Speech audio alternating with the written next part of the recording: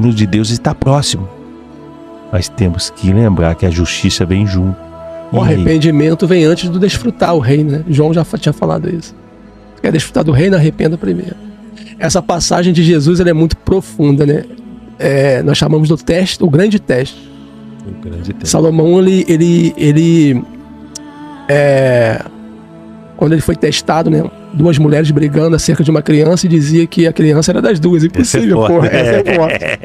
Então nós chamamos o ápice da sabedoria, da manifestação de Salomão foi nesse, né? Quando ele decide assim, pega uma espada aí que eu vou dar um jeito. Eu parto a criança no meio aqui, parte pra ela, uma parte pra ela. Aí uma grita assim, não, então dê a criança inteira pra ela. Aí ele fala, então tu és a mãe verdadeira. Esse sentimento não pode ser criado, tem que ser... de mãe. Tem que ser gerado. E é interessante que Salomão, ele foi o homem mais sábio da face da terra. E eu tinha crise com isso, cara. Falei, cara, então Salomão foi mais sábio do que Jesus? Porque se Salomão é mais sábio, o homem mais sábio da face da terra. Só que a palavra sabedoria ali de Salomão não é sabedoria dom. Sabedoria ali era a teofania de Cristo. Paulo vai dizer que Cristo é a sabedoria oculta aos homens. Então o que Salomão estava pedindo? Salomão estava pedindo sabedoria para dirigir o povo, né? Para conduzir a nação de Israel. Mas descodificando, ele estava pedindo Cristo sobre ele para que ele governasse o povo do Eterno. Isso é fantástico. Então o termo hebraico ali traz, é como se o próprio Cristo viesse sobre ele, o revestisse.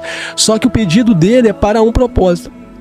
O pedido de Salomão por que Salomão praticamente ele morre desviado, né, cara? Tem uma briga ainda na teologia se Salomão foi salvo, se não foi, porque segundo o livro de Eclesiastes ele está voltando. Outros falam assim, não, ele se apostatou da fé. É porque ele deixou de desfrutar do Cristo para a missão que foi pedido.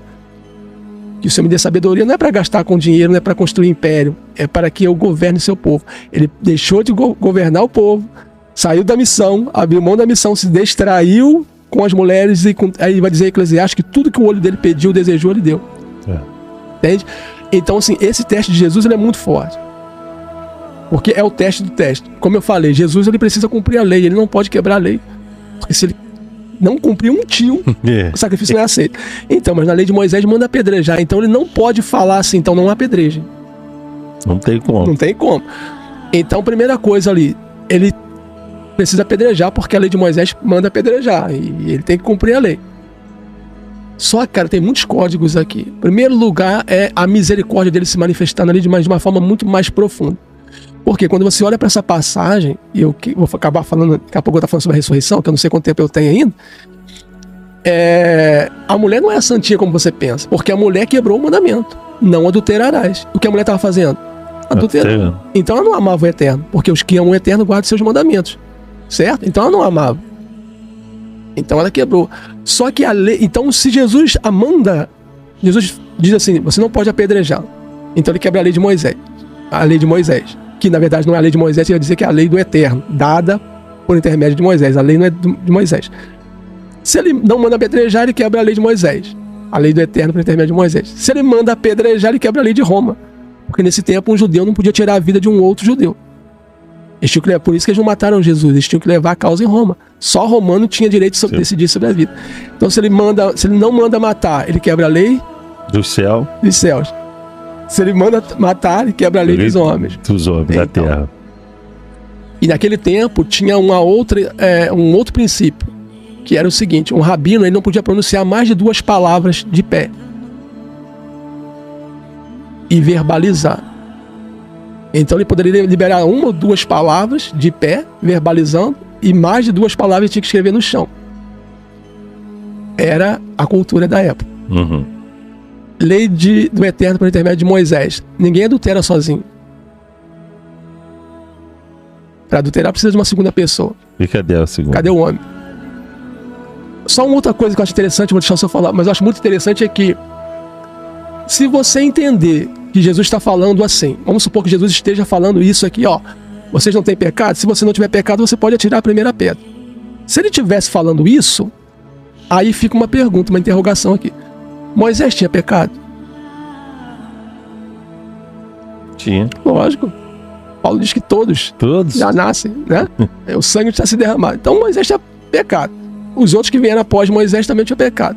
Então para que funciona uma lei se ela não pode ser aplicada?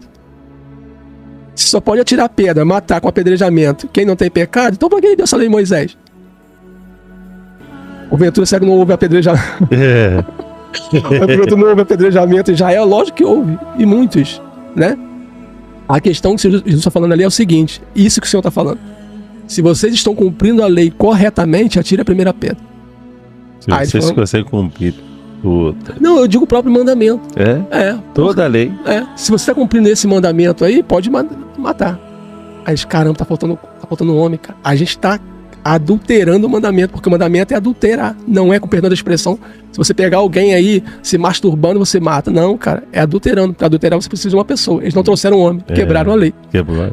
Jesus, ele não quebra a lei da cultura, porque ele libera 2 palavras e escreve no chão, cumprindo essa cultura. E ele não apedreja, cara, porque ele não tinha direito sobre a vida ali nesse sentido, né? Literal ali. Então Jesus é checkmate em todo mundo ali. E é interessante que, se eu não me engano, o livro de Jeremias profetiza esse episódio. Dias antes desse episódio, o Senhor ele se revela no último dia da festa como a fonte de água viva. E em Jeremias estava profetizado isso, que o povo deixou a fonte de água viva, começando pelos mais velhos e os mais novos. E aqueles que fizeram, acho que Jeremias está falando assim, aqueles que fizeram ou farão, terão seu nome escrito no chão. Quando Jesus libera o decreto, o texto é tão perfeito que diz assim, e começaram a sair da presença do Senhor, começando pelos mais velhos e dos mais novos. Aí o Senhor diz para aquela mulher assim, onde estão os teus acusadores? Não estão mais aqui, Senhor. Então nem eu te condeno. Agora vá e não peques mais. Porque ele está falando assim, agora não adultere mais. Não era pecar no sentido, né? Claro que nós temos alvará para pecar, mas eu digo que você não seja mais pego em adultério. Então, Jesus ele é fantástico. Às vezes passamos por situações, pastor, que a gente pensa, não, essa não tem mais jeito. Veio com